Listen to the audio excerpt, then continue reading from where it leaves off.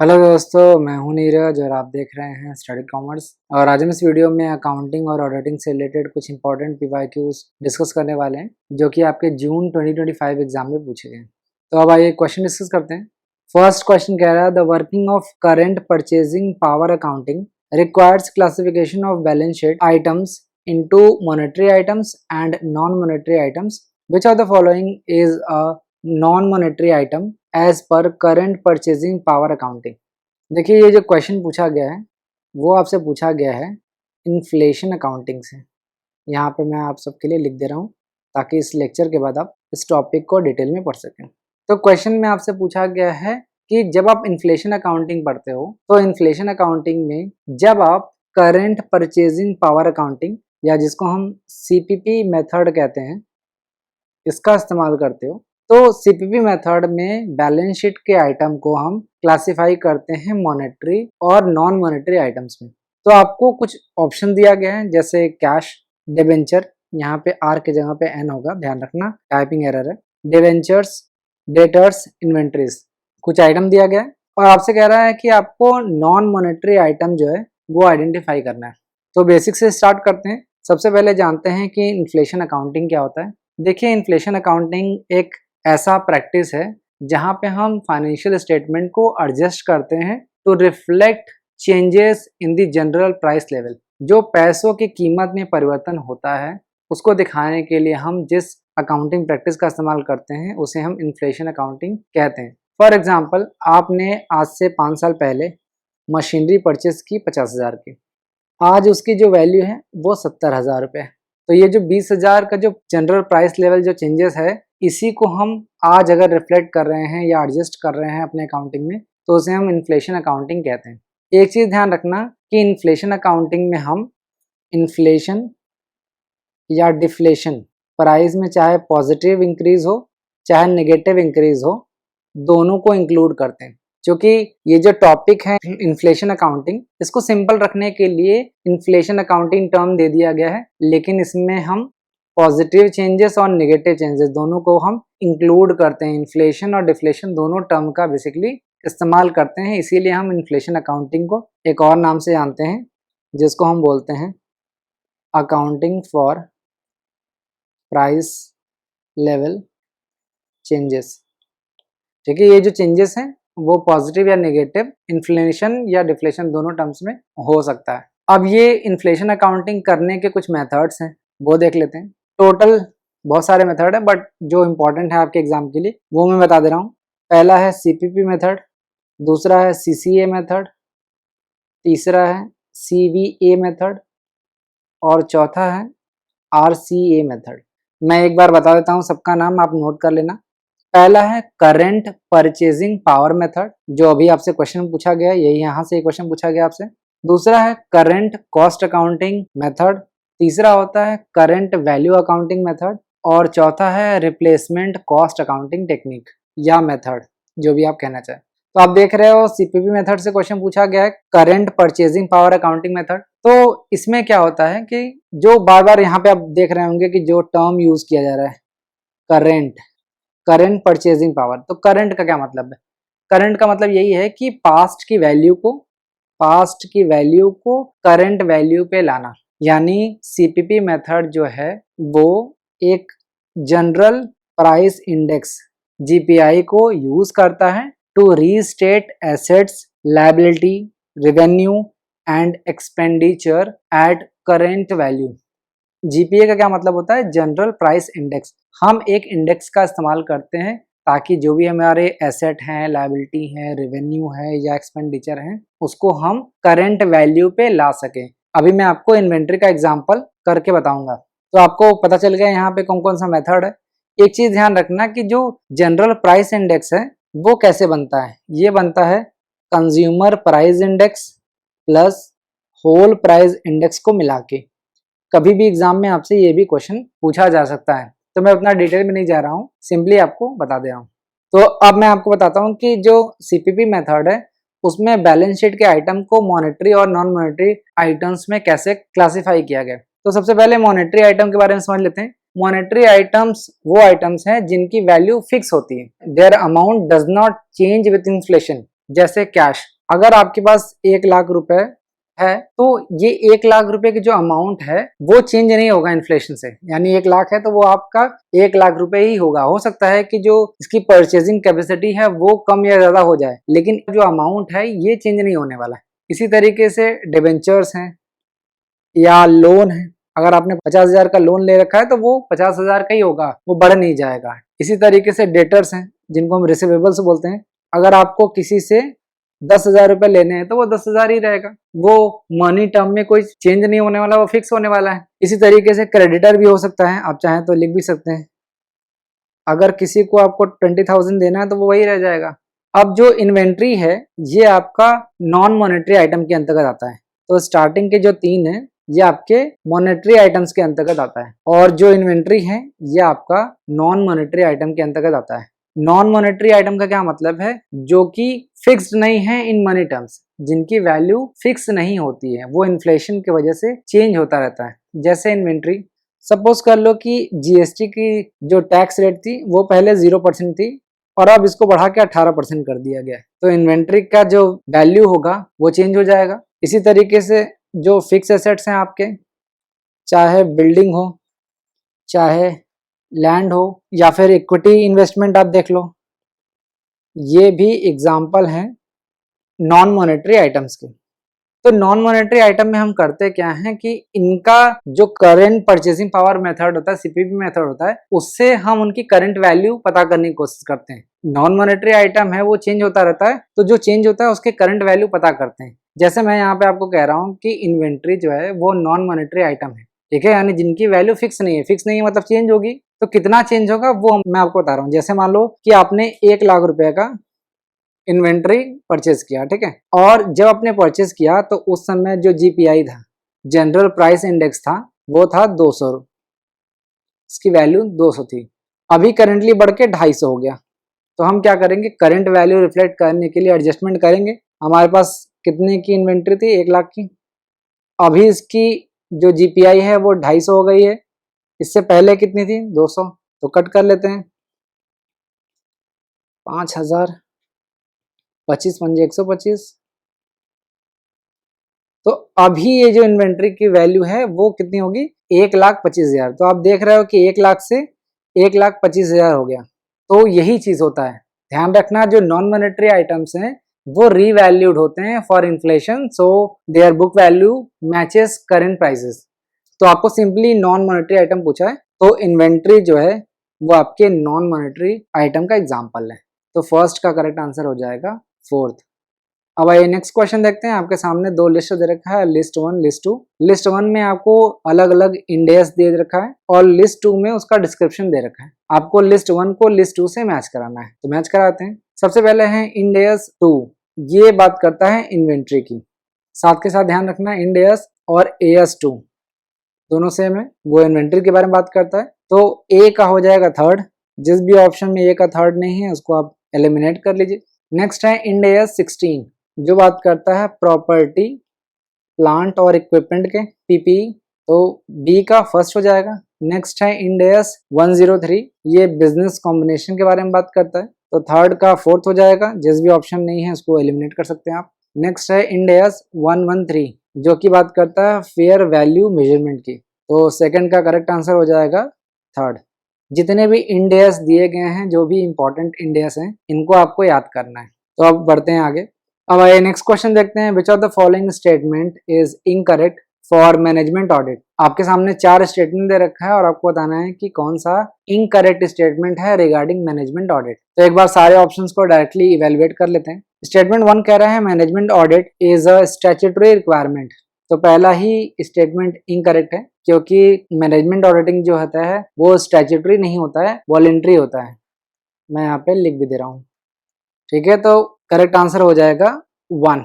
बाकी ऑप्शंस को भी एक बार इवेलुएट कर लेते हैं। Management audit is a comprehensive and critical review of all the aspects of management process, तो ये बिल्कुल सही स्टेटमेंट है कि जो मैनेजमेंट ऑडिट है ये वॉलंटरी होता है, सिस्टमैटिक इवेल्युएशन होता है, ऑर्गेनाइजेशन मैनेजमेंट प्रोसेस को इवेल्युएट करते हैं, उसके प्रोसेस को, पॉलिसीज को, एफिशिएंसी को, ताकि ओवरऑल इफेक्टिवनेस हम मेंटेन कर सके या इम्प्रूव कर सके। तो सारे पहलुओं को हम देखते हैं मैनेजमेंट ऑडिट के अंतर्गत। तो ये बिल्कुल सही स्टेटमेंट है। नेक्स्ट है management audit covers wide area of management activities and may be for more than one financial year. तो एक से अधिक फाइनेंशियल ईयर के लिए भी हो सकता है, बिल्कुल सही है। द शेयर होल्डर्स और बोर्ड ऑफ डायरेक्टर्स में अपॉइंट द मैनेजमेंट ऑडिटर, बिल्कुल सही है कि जो भी शेयर होल्डर्स हैं या बोर्ड ऑफ डायरेक्टर्स हैं वो मैनेजमेंट ऑडिटर को अपॉइंट कर सकते हैं। तो पहला स्टेटमेंट इनकरेक्ट है, बाकी सारे स्टेटमेंट करेक्ट हैं, तो थर्ड का करेक्ट आंसर हो जाएगा 1। अब आइए नेक्स्ट क्वेश्चन देखते हैं। Which of the following types of audit report are termed together as modified reports as per standards on auditing 705।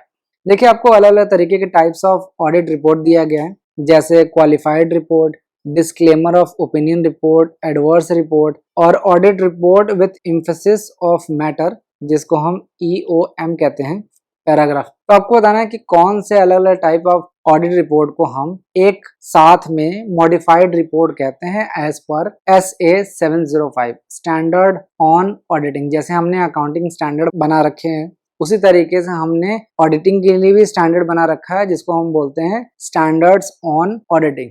Audit report या ऑडिटिंग रिपोर्ट आपको पता ही है कि एक ऑडिटर आपके अकाउंटिंग को इवेलुएट करता है, वो जांच करता है, उसके बाद वो अपना ओपिनियन फॉर्म करता है। जो भी अकाउंटिंग आपने की है उसके बारे में, जो भी फाइनेंशियल स्टेटमेंट आपने बनाया है उसके बारे में ऑडिटर अपना ओपिनियन रखता है, और ये ओपिनियन जो है सिर्फ रिटन में होता है, एक रिपोर्ट के फॉर्म में। तो ये जो ओपिनियन बनाया जाता है वो दो तरीके का होता है। पहला होता है अनमॉडिफाइड रिपोर्ट और दूसरा होता है मॉडिफाइड। तो यहाँ पे क्वेश्चन कहाँ से पूछा गया आपको? मॉडिफाइड से। यहाँ पे देखिए मॉडिफाइड रिपोर्ट्स के बारे में बात की जा रही है। तो सबसे पहले जान लेते हैं कि अनमॉडिफाइड रिपोर्ट क्या होता है। जब कोई रिपोर्ट क्लियर होती है, ठीक है, मैं यहाँ लिख भी दे रहा हूँ, जब कोई ऑडिटर क्लियर रिपोर्ट देता है तो उसे हम बोलते हैं कि वो अनमॉडिफाइड रिपोर्ट है। और जब कोई रिपोर्ट क्लियर नहीं होता है, ठीक है, जब क्लियर रिपोर्ट नहीं होता है तो उसे हम बोलते हैं मॉडिफाइड रिपोर्ट। और मॉडिफाइड रिपोर्ट्स जो होती हैं वो स्टैंडर्ड ऑन ऑडिटिंग 705 के अंतर्गत आता है। ये भी इंपॉर्टेंट क्वेश्चन है, ध्यान रखना, कभी भी आपसे क्वेश्चन में पूछा जा सकता है। और जो मॉडिफाइड रिपोर्ट होता है वो 3 चीजों से मिल के बनाया जाता है। 3 चीजों को मिल के हम मॉडिफाइड रिपोर्ट कहते हैं। पहला होता है क्वालिफाइड रिपोर्ट, दूसरा होता है एडवर्स रिपोर्ट और तीसरा होता है डिस्क्लेमर ऑफ ओपिनियन रिपोर्ट। ये 3 रिपोर्ट्स होते हैं। पहला कौन सा होता है? क्वालिफाइड रिपोर्ट होता है, दूसरा जो होता है वो एडवर्स रिपोर्ट होता है और तीसरा होता है डिस्क्लेमर ऑफ ओपिनियन। ये तीनों को मिला के ही हम मॉडिफाइड रिपोर्ट कहते हैं। तो करेक्ट आंसर क्या हो जाएगा? ACD। ACD यानी करेक्ट आंसर हो जाएगा 4। लेकिन सारे जो रिपोर्ट है उनके बारे में पढ़ लेते हैं। सबसे पहले जानते हैं कि क्वालिफाइड रिपोर्ट क्या होता है या क्वालिफाइड ओपिनियन रिपोर्ट क्या होता है। देखिए क्वालिफाइड रिपोर्ट जो भी ऑडिटर होता है वो ये कहता है कि सारी चीजें आपकी सही हैं accept for certain specific issue. यानी जब जो भी फाइनेंशियल रिपोर्ट बनाया था उसमें जब थोड़ी सी गलती होती है तब उस कंडीशन में जो ऑडिटर होता है वो क्वालिफाइड रिपोर्ट तैयार करता है। ठीक है, ऑडिटर ये कहता है कि except for certain specific issue the financial statements are fairly presented. यानी कुछ चीजों को छोड़ दिया जाए तो सारी जो फाइनेंशियल स्टेटमेंट है वो फेयरली प्रेजेंटेड है, यानी अच्छी तरीके से बनाया गया। यानी जब थोड़ी सी गलती होती है तो क्वालिफाइड रिपोर्ट बनाया जाता है। इसका अपोजिट होता है एडवर्स रिपोर्ट या एडवर्स ओपिनियन रिपोर्ट। जब आप बाहरी गलती कर देते हो तब ऑडिटर एडवर्स ओपिनियन रिपोर्ट बनाता है। इसमें ऑडिटर ये कहता है कि जो फाइनेंशियल स्टेटमेंट्स है are materially misstated and do not present a true and fair view. जब ऑडिटर को ये लगता है कि आपने बहुत सारी गलतियां उसमें की हैं, जो भी इंपॉर्टेंट एलिमेंट है या जो भी आइटम्स हैं उनको मिसस्टेटेड किया गया है, गलत तरीके से दिखाया गया है, जो भी आपका फाइनेंशियल स्टेटमेंट है वो ट्रू और फेयर व्यू प्रस्तुत नहीं कर रहा है, तो ऐसे कंडीशन में एडवर्स रिपोर्ट तैयार किया जाता है। तीसरा होता है disclaimer of opinion. Disclaimer of opinion तब बनाता है एक ऑडिटर जब उसको ये लगता है कि उसके पास सफिशिएंट जो एविडेंस है, ऑडिट एविडेंस, वो उसके पास पर्याप्त नहीं है, तो उस कंडीशन में वो डिस्क्लेमर ऑफ ओपिनियन बनाता है, ओपिनियन रिपोर्ट जिसको कहते हैं हम। तो ये तीनों जो हैं वो मॉडिफाइड रिपोर्ट के पार्ट्स हैं। और जो बी ऑप्शन दिया गया है audit report with an emphasis of matter paragraph. देखिए एम्फसाइज ऑफ मैटर जो है वो कवर किया जाता है SA 706 इसके अंतर्गत ये भी इंपॉर्टेंट क्वेश्चन है, ध्यान रखना, कभी भी आपसे पूछा जा सकता है। तो ये एम्फसाइज ऑफ मैटर जो है ये बेसिकली एक नोट होता है जिसमें ऑडिटर जो है वो आपका एक जो इम्पोर्टेंट इश्यूज हैं उन पे आपका ध्यान एकत्रित करने के लिए या ध्यान खींचने के लिए वो ये एम्फसाइज ऑफ मैटर जो नोट होता है वो पैराग्राफ लिखता है। जैसे एक ऑडिटर जो है वो ये फाइनेंशियल स्टेटमेंट को देखता है और वो ये कहता है कि कंपनी के जो फाइनेंशियल स्टेटमेंट है वो करेक्ट है, लेकिन मैं यहाँ पे हाईलाइट करना चाहता हूँ कि कंपनी जो है एक मेजर लॉ सूट जो है वो फेस कर रही है और फ्यूचर में इसके कैश फ्लो पे इम्पैक्ट पड़ सकता है, सिग्निफिकेंट इम्पैक्ट पड़ सकता है, या कोई भी ऐसा इम्पोर्टेंट इशू हो सकता है जिसको जो ऑडिटर है वो हाईलाइट करता है, जिसे हम एम्फसाइज ऑफ मैटर कहते हैं। यानी कि इस चीज पे आपको भी समझना चाहिए, देखना चाहिए कि ये क्या कैसा मैटर है। तो मैंने आपको सारी चीजें लगभग बता दी हैं, तो फोर्थ का करेक्ट आंसर हो जाएगा 4। अब बढ़ते हैं आगे। अब आइए नेक्स्ट क्वेश्चन देखते हैं। Which of the following are applications of the conservatism principle of accounting. आपके सामने 4-5 स्टेटमेंट दे रखा है और आपसे कह रहा है कि आपने कंजर्वेटिज्म प्रिंसिपल पढ़ा होगा, उसका एप्लीकेशन देखो, एप्लीकेशन या यूजेस बताओ कि कौन सा जो स्टेटमेंट है उसमें हम कंजर्वेटिज्म प्रिंसिपल को अप्लाई कर रहे हैं या यूज कर रहे हैं। तो डायरेक्टली सारे स्टेटमेंट को इवेलुएट कर लेते हैं। पहला स्टेटमेंट कह रहा है valuation of stock in trade at lower of cost और मार्केट वैल्यू। तो सही बात है, जब हम स्टॉक की वैल्यूएशन करते हैं तो कॉस्ट या मार्केट दोनों में से जो कम है उसमें दिखाते हैं। तो ये जो कंजर्वेटिज्म प्रिंसिपल है वो यही कहता है कि हमें एंटिसिपेट लॉस को करना है, गेन को नहीं करना है, तो दोनों में से जो कम है उसी को हम दिखा रहे हैं। तो ये कंजर्वेटिज्म प्रिंसिपल को अप्लाई करता है, इसका एप्लीकेशन है। तो ए होना चाहिए, जिस भी ऑप्शन में ए नहीं है उसको आप एलिमिनेट कर सकते हैं। नेक्स्ट है debiting drawing account and crediting purchase account when goods are withdrawn by proprietor. यहाँ पे क्या कह रहा है, ड्रॉइंग अकाउंट को डेबिट कर रहे हैं, क्रेडिट हम किसको कर रहे हैं, परचेज अकाउंट को। तो क्या ये कंजर्वेटिज्म प्रिंसिपल का एप्लीकेशन है? नहीं, ये तो साफ साफ सेपरेट बिजनेस एंटिटी है, उसका एप्लीकेशन है। तो बी तो बिल्कुल भी नहीं होना चाहिए, जिस भी ऑप्शन में बी है इसको आप एलिमिनेट कर दो। अब आइए नेक्स्ट देखते हैं making provision for bad and doubtful debt. तो ये कंजर्वेटिज्म प्रिंसिपल का एप्लीकेशन है, क्योंकि कंजर्वेटिज्म प्रिंसिपल ये कहता है कि हमें एंटिसिपेट करना होगा लॉसेस को। ठीक है, तो यहाँ पे हम लॉस को एंटिसिपेट कर रहे हैं, उसके लिए प्रोविजन क्रिएट कर रहे हैं, तो ये एप्लीकेशन होगा कंजर्वेटिज्म प्रिंसिपल का। नेक्स्ट है making provision for discount on creditor. ये देखिए कंजर्वेटिज्म प्रिंसिपल का एप्लीकेशन नहीं है, क्योंकि हमें पॉसिबल जो लॉसेस हैं उनको एंटिसिपेट करना है, पॉसिबल गेन को नहीं करना है। मैं आपको बताता हूँ कैसे। क्रेडिटर कौन होगा? जिससे एक बिजनेसमैन जो है वो उधार में जो गुड्स है वो परचेज किया होगा, यानी हमें पेमेंट करना होगा। मान लेते हैं कि हमने 1 लाख रुपए का क्रेडिट पे माल उठाया, तो जाहिर सी बात हमारे क्रेडिटर आ गए, खड़े हो गए हैं क्रेडिटर। अब हम क्या कर रहे हैं कि हमने अपने से प्रोविजन बना दिया फॉर डिस्काउंट ऑन क्रेडिटर्स। मान लेते हैं कि डिस्काउंट ऑन क्रेडिट जो है वो 5% का हमने प्रोविजन बना लिया, यानी हमने अपने से एज्यूम कर लिया कि जो क्रेडिटर है वो 5% का हमको डिस्काउंट देगा, यानी 1 लाख का 5% कितना हो जाएगा, ₹5,000। यानी अब हमें कितना पे करना है, 95,000 रुपीज। 5,000 रुपये हमने डिस्काउंट बना लिया इसका प्रोविजन। तो ये 5,000 रुपये जो है वो एक तरीके से आपके लिए पॉसिबल गेन के रूप में है। तो जो कंजर्वेटिज्म प्रिंसिपल है वो ये कहता है कि हमें एंटिसिपेट करना है लॉसेस को, न कि गेन को। तो यहाँ पे हम जो गेन है उसको एंटिसिपेट कर रहे हैं, तो ये कंजर्वेटिज्म प्रिंसिपल नहीं बताता है, तो ये इसलिए गलत होगा। ये कंजर्वेटिज्म प्रिंसिपल का एप्लीकेशन बिल्कुल भी नहीं है। तो जिस भी ऑप्शन में डी है इसको आप एलिमिनेट कर सकते हैं। आखिरी स्टेटमेंट देखते हैं, creation of investment fluctuation fund. ये देखिए कंजर्वेटिज्म प्रिंसिपल का एप्लीकेशन है, कैसे है वो मैं बताता हूँ। मान लेते हैं कि आपने इन्वेस्टमेंट किया, उसकी कॉस्ट थी 90,000 रुपये। अब मार्केट वैल्यू जो है वो डिप कर गई 90,000 से 86,000। अब आप यहाँ पे देख रहे हो कि 4,000 रुपये का आपको लॉस हो रहा है।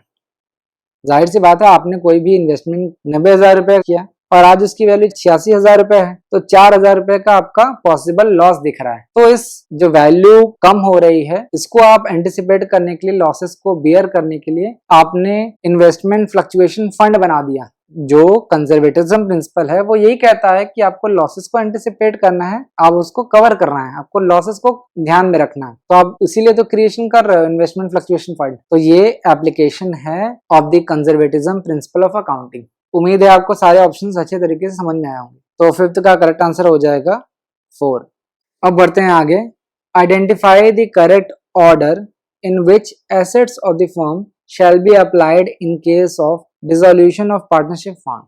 देखिए, जब पार्टनरशिप फर्म डिसॉल्व होती है, जब पार्टनरशिप फर्म खत्म हो जाती है, तो उससे रिलेटेड जो भी एसेट्स होते हैं, यानी फर्म के जितने भी एसेट्स हैं, उनको डिस्ट्रीब्यूट किया जाता है। यानी एसेट को या तो बेच के जो पैसे हैं वो रिकवर कर लिया जाता है, और जो भी लायबिलिटीज होती हैं उनको पे ऑफ किया जाता है। तो कौन से करेक्ट ऑर्डर में ऑर्डर ऑफ डिसोल्यूशन है वो होता है, ये आपको बताया गया है सेक्शन 48 में। यानी सेक्शन 48, ये क्वेश्चन इंपॉर्टेंट हो सकता है इसलिए ध्यान रखना। Section 48 of the Indian partnership act 1932 वो ये बताता है कि जब फर्म डिसॉल्व हो रही हो तो एसेट को, यानी फर्म के एसेट को बेच के एक ऑर्डर ऑफ सीक्वेंस में जो भी हमारे लायबिलिटीज हैं उनको पे ऑफ किया जाता है। जैसे आपने लिक्विडेशन ऑफ कंपनी पढ़ा होगा, उसी तरीके से डिसोल्यूशन ऑफ पार्टनरशिप फर्म में भी होता है, और वो दिया गया है सेक्शन 48 में। तो कैसे कैसे किया जाता है वो मैं आपको शॉर्ट में बता देता हूँ। सबसे पहले जो थर्ड पार्टी होता है उसकी लायबिलिटीज को पे किया जाता है, क्योंकि जो थर्ड पार्टी होता है वो आपके आउटसाइडर्स हैं, एक्सटर्नल लायबिलिटी है एक तरीके से। सबसे पहले वो हम पे करते हैं। उसके बाद अगर पार्टनर है, उसने लोन दिया है या उसका एडवांसेस है तो उसको पे किया जाता है। तीसरा होता है पार्टनर का कैपिटल कंट्रीब्यूशन, पार्टनर ने जो कैपिटल लगाया है वो।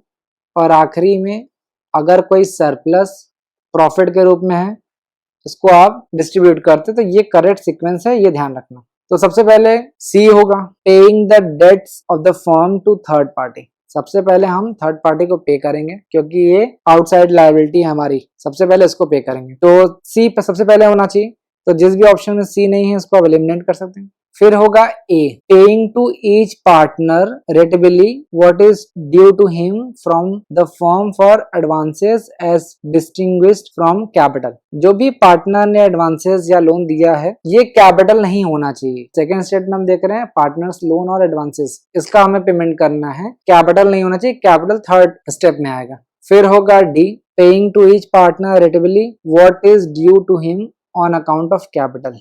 फिर हम पार्टनर्स के जो कैपिटल कंट्रीब्यूशन है उसको वापस करेंगे, तो ये थर्ड हो जाएगा। हमने यहाँ पे सेकंड लिखा नहीं है, लिख देंगे। और आखिरी में हो जाएगा B paying the residue if any partners in the proportion in which they were entitled to share profits. अगर कुछ बचा है तो वो हम पे कर देंगे। तो करेक्ट आंसर क्या हो जाएगा? सी ए डी बी। तो 6 का करेक्ट आंसर हो जाएगा थर्ड। अब बढ़ते हैं आगे। Which of the following statements are incorrect for amalgamation in the nature of merger? देखिए ये क्वेश्चन कहाँ से पूछा गया है? अकाउंटिंग फॉर अमलगमेशन, जो कि आता है अंडर अकाउंटिंग स्टैंडर्ड 14 के अंतर्गत। तो amalgamation in the nature of merger, जैसे वोडाफोन और आइडिया मर्ज होके बीआई हो गया। तो हमने अमलगमेशन पढ़ा हुआ है, इसमें 2 तरीके के अमलगमेशन होते हैं, amalgamation in the nature of merger और दूसरा होता है amalgamation in the nature of purchase. तो amalgamation in the nature of merger से क्वेश्चन पूछा गया है, तो यहीं से हम सारी चीजों को एक्सप्लेन करेंगे। तो सबसे पहले सारे ऑप्शंस को एक बार इवेलुएट कर लेते हैं और साथ के साथ चीजों को समझते चलते हैं। तो पहला स्टेटमेंट कह रहा है all the assets and liabilities of the transferor company are taken over by transferee company.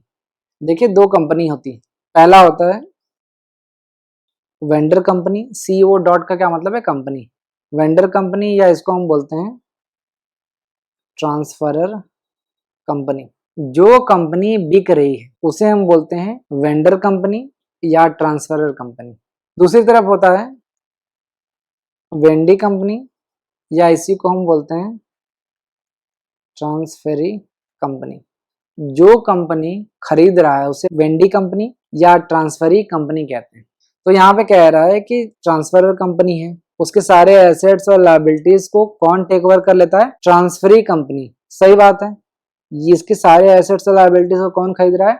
Transferee company. बिल्कुल सही स्टेटमेंट है। और क्वेश्चन में आपसे क्या पूछा है? इनकरेक्ट पूछा है, तो ये करेक्ट हो जाएगा। तो यानी ए तो नहीं होना चाहिए, तो जिस भी ऑप्शन में ए है इसको आप एलिमिनेट कर सकते हैं। दूसरा स्टेटमेंट पढ़ते हैं share holders holding not less than 95% of the face value of the equity shares of the transferor company become equity share holders of the transferee company.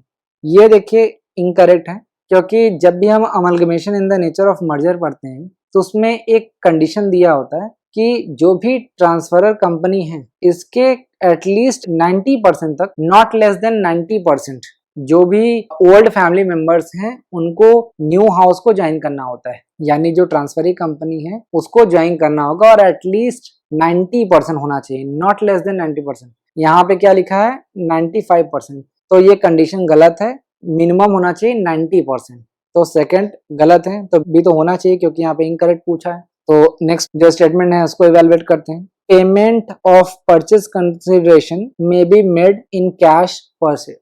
ये जो स्टेटमेंट है वो इनकरेक्ट है क्योंकि जब भी हम amalgamation in the nature of merger पढ़ते हैं तो उसमें जो परचेज कंसिडरेशन होता है वो अधिकतर शेयर्स के फॉर्म में होता है, कैश के फॉर्म में नहीं होता है। मोस्टली आप देखोगे कि शेयर्स दिए जाते हैं, कैश नहीं दिए जाते हैं, तो ये इनकरेक्ट है। General entry for recording the merger passed by pulling of interest method. यहाँ पे देखो इंटरेस्ट की स्पेलिंग भी गलत है, देख लेना आप लोग, टाइपिंग एरर बहुत बार हुआ है यहाँ पे, तो ये बिल्कुल सही है। तो डी वाला करेक्ट स्टेटमेंट है। ये देखते हैं, the business of the transferor company is not intended to be carried on by the transferee company. ये बिल्कुल गलत है।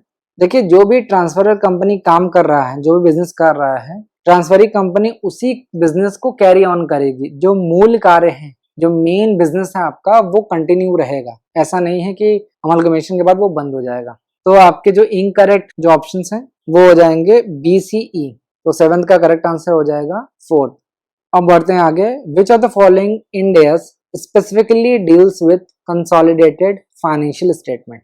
आपको बताना है कौन सा इंडेस जो है वो कंसोलिडेटेड फाइनेंशियल स्टेटमेंट से डील करता है। तो सारे इंडेस के बारे में समझ लेते हैं। सबसे पहले है इंडेस 29 जो कि बताता है financial reporting in hyper inflationary economies. ये आपको याद रखना होगा कि हाइपर इन्फ्लेशन की कंडीशन में हम इंडेस 29 का इस्तेमाल करते हैं। उसके बाद इंडेस 101, ये है first time adoption of Indian accounting standard. 110 जो है वो आपका कंसोलिडेटेड फाइनेंशियल स्टेटमेंट के बारे में डील करता है, कंसोलिडेटेड। और इंडेस 41 जो है वो आपका एग्रीकल्चर से डील करता है। तो आपसे पूछा है कंसोलिडेटेड फाइनेंशियल स्टेटमेंट, तो वो है इंडेस 110, 110। तो 8th का करेक्ट आंसर हो जाएगा 3rd। अब आइए नेक्स्ट क्वेश्चन देखते हैं। What is the amount of net cash from operating activity. ये आपको कैलकुलेट करना है of A limited if it has net profit before tax 5,90,000, depreciation on property plant and equipment is 4,30,000, decrease in current asset is rupees 30,000, decrease in current liabilities 85,000, tax paid 80,000। तो ये question कहाँ से पूछा गया है, cash flow statement से। इंडेस और as ध्यान रखना, एएस 3 बताता है कैश फ्लो स्टेटमेंट के बारे में और इंडेस 7, ये दोनों क्वेश्चन इंपॉर्टेंट है, पूछा जाता है। तो कैश फ्लो स्टेटमेंट आप जब पढ़ते हो तो उसमें हम net cash from operating activity calculate करते हैं, यानी net cash from operating activities हम कैलकुलेट करते हैं। और उसके लिए 2 मेथड्स बताए गए हैं, डायरेक्ट मेथड और इनडायरेक्ट मेथड।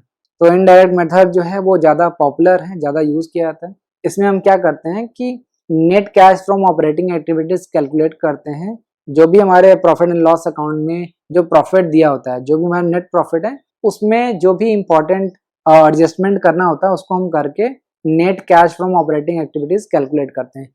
एडजस्टमेंट का क्या मतलब है, कुछ चीजें हम ऐड करते हैं, कुछ चीजें हम माइनस करते हैं। तो सबसे पहले मैं लिख देता हूं, यहाँ पे क्वेश्चन में आपको दिया है नेट प्रॉफिट बिफोर टैक्स। ये आपको क्वेश्चन में दे रखा है पहले से ही, ₹5,90,000।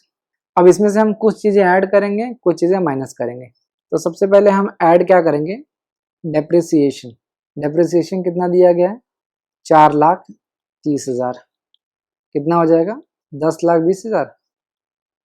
अब देखो हम ऐड क्यों कर रहे हैं। देखिए इस क्वेश्चन को सॉल्व करने के लिए कुछ रूल्स हैं। जैसे हमें उन चीजों को ऐड करना है जो नॉन कैश एक्सपेंसेस हैं। ठीक है। तो डेप्रिसिएशन क्या है आपका, ये नॉन कैश एक्सपेंसेस हैं। तो उन चीजों को ऐड करो जो नॉन कैश एक्सपेंसेस हैं, या उन चीजों को ऐड करो जो कैश आपके पास लेके आते हैं। ठीक है, याद रखो, उन चीजों को ऐड करो जो नॉन कैश एक्सपेंसेस हों, या उन चीजों को ऐड करो जो कैश आपके बिजनेस में लेके आते हैं। अभी मैं आपको और बताऊंगा, आपको याद आ जाएगा।